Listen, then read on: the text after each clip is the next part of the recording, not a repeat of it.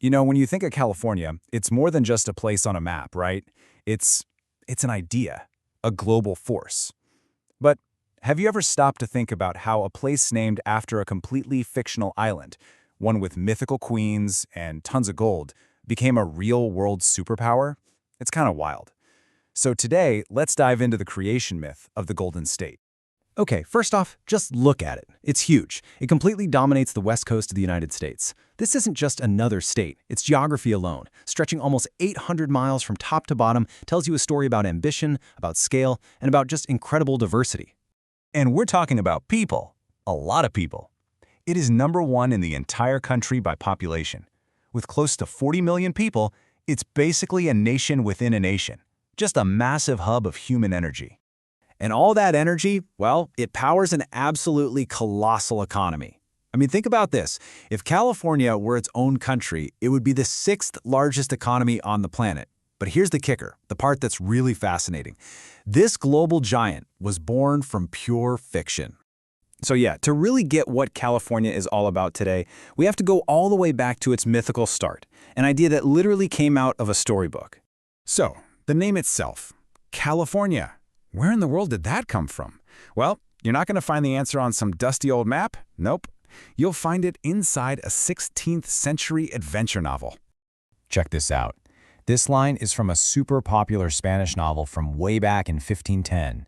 So when the early Spanish explorers sailed up the coast, they saw this piece of land and they thought it was an island, just like the one from the book. So what did they do? They named it California after this make-believe paradise. And this fictional island, it was ruled by this amazing warrior queen, Calafia. It was a land filled with griffins and powerful women, and, most importantly, it was overflowing with gold. And that little detail, that myth of a faraway place packed with gold, well, it kind of accidentally predicted California's entire destiny. So the idea of California was born from fiction, but the reality of the land? Oh, it's just as dramatic. Its whole identity is shaped by this incredibly extreme geography. Get this. In this one state, you have the highest point in the lower 48, Mount Whitney, and the lowest point in all of North America, Badwater Basin. And the truly wild part is that they're less than 90 miles away from each other. That's just mind-blowing. And that diversity isn't just elevation. It's the climate, too. You can be in Sacramento in August, and it's a scorching 91 degrees. Then you hop in your car for a short drive, and you're in San Francisco, where you might actually need a jacket because it's a cool 68. The land itself is like a patchwork of totally different worlds. I mean, you can find just about any ecosystem you can imagine here. You can start up north in these insane rainforests with giant redwood trees, drive through snowy mountains, cruise through the huge farmlands of the Central Valley, and then end up in the middle of the Mojave Desert. It's like multiple countries all crammed into one state. For a long time, this land of extremes was, well, it was pretty remote, sparsely populated. But then, one single moment changed absolutely everything. We're talking about the gold rush. It was the Big Bang that created the modern, multicultural California we know today. And the speed of this transformation was just breathtaking. So in early 1848, the territory officially becomes part of the U.S. Just a few weeks before that, gold is discovered.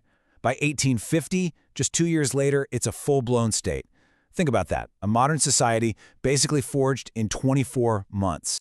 And the population just exploded. I mean, the non-native population went from about 8,000 in 1846 to a staggering 300,000 by 1854. The promise of gold, that original myth the state was named after, had suddenly become very, very real. San Francisco's harbor at this time was pure madness. It literally looked like a forest of masts because ships would arrive and their entire crews would just abandon them and run off to the gold fields. The whole world was rushing in all at once. And this part is so important. This wasn't just an American thing. People came from all over the planet, Europe, Latin America, and Asia, including a huge number of Chinese miners. So from its very big bang, California's identity was global. You know, that chaotic, innovative, anything-is-possible energy from the gold rush, it never really left. In the 20th and 21st centuries, California just channeled it into new kinds of dream factories. Industries that weren't digging gold out of the ground anymore, but were inventing the future for the entire world. The first great dream factory was, of course, Hollywood. Back in the 1920s, a whole new industry was born that would export California's stories, its images, and its culture to every corner of the globe. They were literally manufacturing dreams on an industrial scale. And then came the next great engine of innovation. And just like the movie studios, it started small, in a garage. This is where Hewlett and Packard got started, giving birth to Silicon Valley, the industry that would totally reshape our world by creating the tools of the digital age. The stream of world-changing ideas that came out of this place is just staggering. You've got the modern film industry, the internet, the personal computer, even huge social movements like the counterculture that redefined a generation. California truly became a laboratory for the future. But the story doesn't just end there. The California dream, as powerful and as real as it is, has always had this complex and often really challenging reality that comes along with it.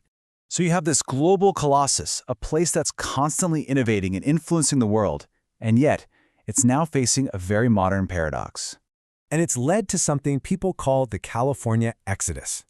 For the first time in its history, the dream of California has become so challenging that more U.S. residents are actually moving out of the state than moving in. That paradise is facing some very real problems. Which leaves us with a final and, I think, fascinating question.